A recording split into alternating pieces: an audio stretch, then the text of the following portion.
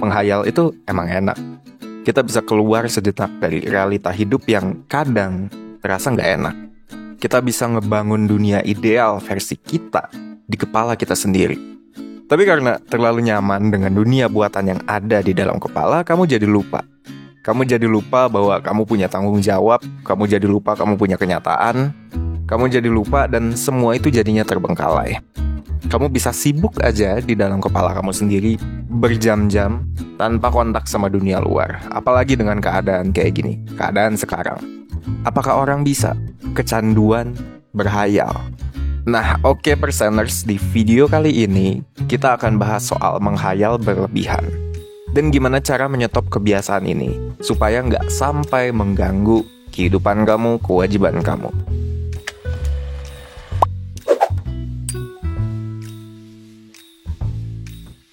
Menghayal atau daydream itu adalah kondisi default otak kita pada saat kita tidak terlibat dalam aktivitas yang membutuhkan memori atau perhatian.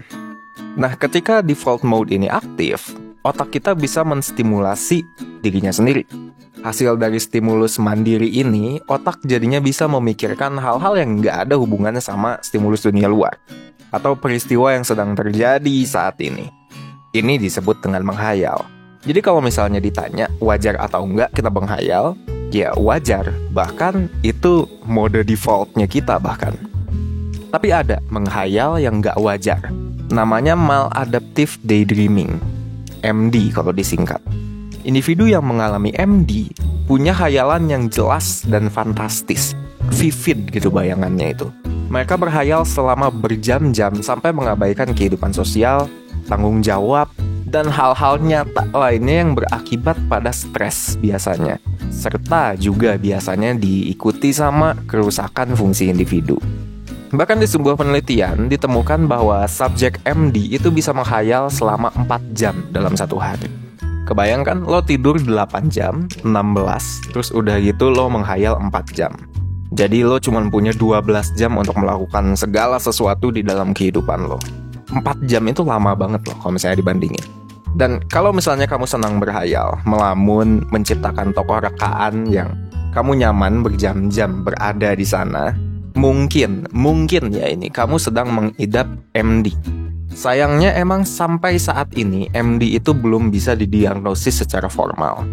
Apa bedanya MD sama skizofrenia? Mungkin ada yang tanya. Kalau misalnya kalian mungkin tahu sama skizofrenia. Beda. Orang dengan MD itu tahu persis mana yang khayalan, mana yang realita. Skizofren, enggak. Realita dan khayalan itu jadinya tercampur jadi satu. Itu bedanya. Terus apa aja nih yang bisa memicu MD?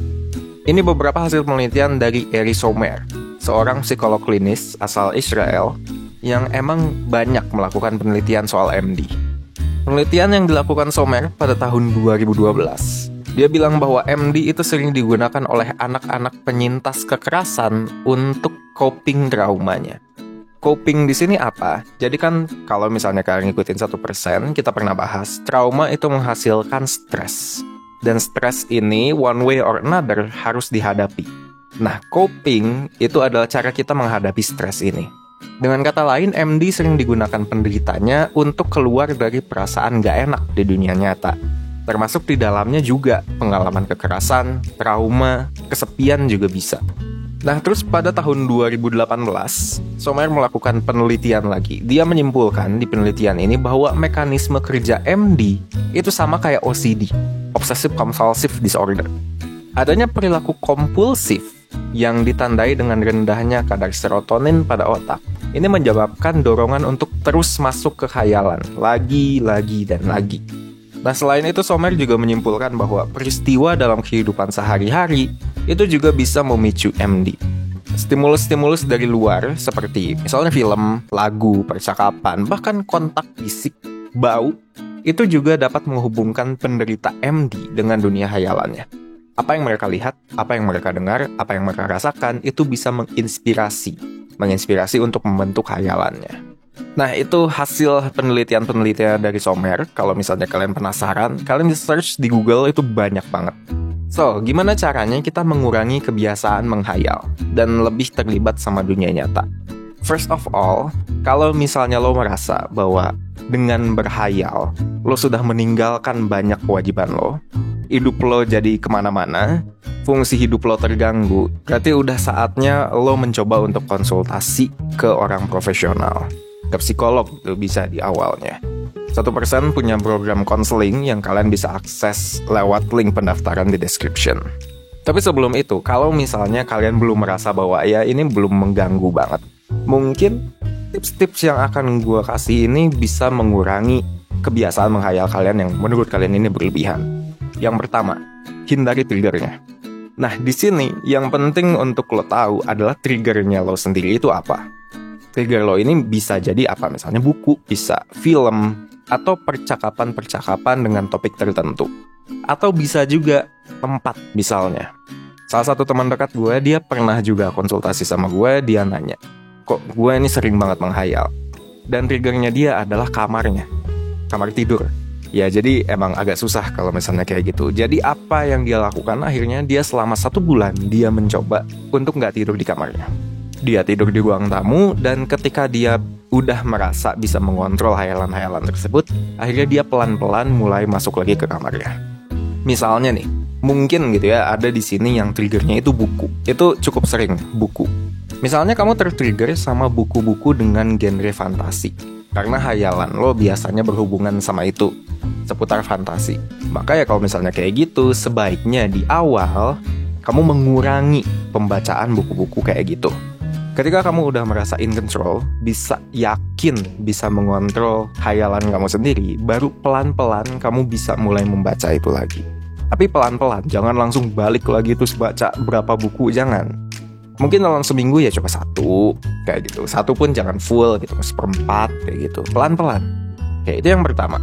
Yang kedua, latihan mindfulness. Ya, mindfulness adalah topik yang sering banget kita bawa di 1%. Di latihan mindfulness, kamu akan berlatih untuk mengobservasi pikiran, serta ngebawa lagi fokus pas pikiran lo melayang-layang. Lo butuh ini. Karena tadi balik lagi ya ke depan. Karena kalau misalnya lo terlalu banyak berhayal, bisa jadi fokus lo nggak kepake. Kalau fokus lo nggak kepake ya wajar banget. Pikiran lo kemana-mana, kesini, kesitu, kayak gitu. Jadi dengan terbiasa latihan mindfulness, dengan terbiasa menggunakan fokus lo ke tempat yang emang lo tahu, lo perlu, itu lo jadi bisa sadar saat pikiran lo mulai masuk ke dunia hayalan, dan jadinya lo bisa nangkep dan balikin lagi ke hal yang lo harusnya fokusin. Dan buat lo yang pengen dapat bimbingan latihan mindfulness, layanan mentoring 1% itu punya worksheet khusus buat mindfulness training. Kamu bisa dapetin worksheet ini dengan gabung di layanan mentoring 1%. Layanan ini adalah program konsultasi one-on-one online dengan para mentor dari 1%. Tapi nggak cuma dapat worksheet, kamu juga bisa diskusi sama mentor, supaya kamu bisa dijelasin bener-bener apa yang kamu harus lakukan seminggu, sebulan, bahkan setahun. Dapat saran yang sesuai juga sama permasalahan lo, dan dapat juga interpretasi tes psikologis yang kita pakai. Jadi enak gitu, nanti tipsnya itu bisa bener-bener masuk ke kepribadian, ke lifestyle, pokoknya banyak banget pertimbangan yang 1% pakai sebelum kita ngasih solusi. Sampai sekarang udah lebih dari 10.000 orang dari 15 negara yang ngerasa terbantu sama layanan ini dan ngerasa puas. So, kalau misalnya mau daftar, silakan klik link di description. Lo bisa baca infonya juga di sana, dan lo langsung bisa melakukan pendaftaran juga di sana. Nah, oke, next tip. Biar kamu nggak ngerasa terus-terusan punya dorongan untuk menghayal ya, kamu harus menekan kompulsivitas untuk masuk ke dunia hayal. Salah satu caranya adalah dengan naikin kadar serotonin. Oke, ini kalau misalnya gue jelasin di sini, ribet. Nah, jadi gue langsung akan kasih tahu aja caranya. Ada 2 cara yang bisa lo lakuin buat ningkatin kadar serotonin. Yang pertama, olahraga. Aktivitas fisik yang disarankan CDC untuk orang dewasa adalah 150 menit per minggu. Lo bisa pecah-pecah kalau misalnya kayak gini. Misalnya jadinya per hari 30 menit selama 5 hari. Udah tuh, selesai. Nah, itu yang pertama. Terus yang kedua adalah sinar matahari. Pastiin setiap harinya lo terekspos sinar matahari. Yang paling bagus pagi-pagi sambil olahraga. Kalau misalnya susah, curi-curi waktu aja. Mungkin pada saat makan siang, pada saat sore, kayak gitu. Kayak itu yang ketiga. Dan yang keempat, lo harus menemukan cara mengekspresikan diri sendiri di real life. Bisa jadi hayalan lo itu adalah hal-hal yang pengen lo lakuin di dunia nyata, tapi nggak tahu aja nih gimana cara melakukannya. Nah, salah satu cara buat mengurangi hayalan adalah dengan melakukan yang ingin kamu lakukan di dunia nyata. Biasanya salah satu outlet yang paling berhasil adalah art. Musik, gambar, lukisan, itu biasanya cukup works.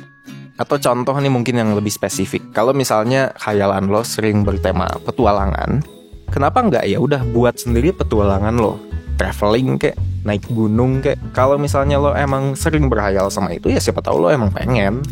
Kalau misalnya hayalan lo berbau romantis, iya mungkin udah saatnya lo nyari gebetan. Udah saatnya lo nyari pacar. Kalau saat ini lo belum punya. Nah, oke. Kita udah sampai di akhir video. Oke, ya udah kalau misalnya kayak gitu, gue Vicky, see you in the next video.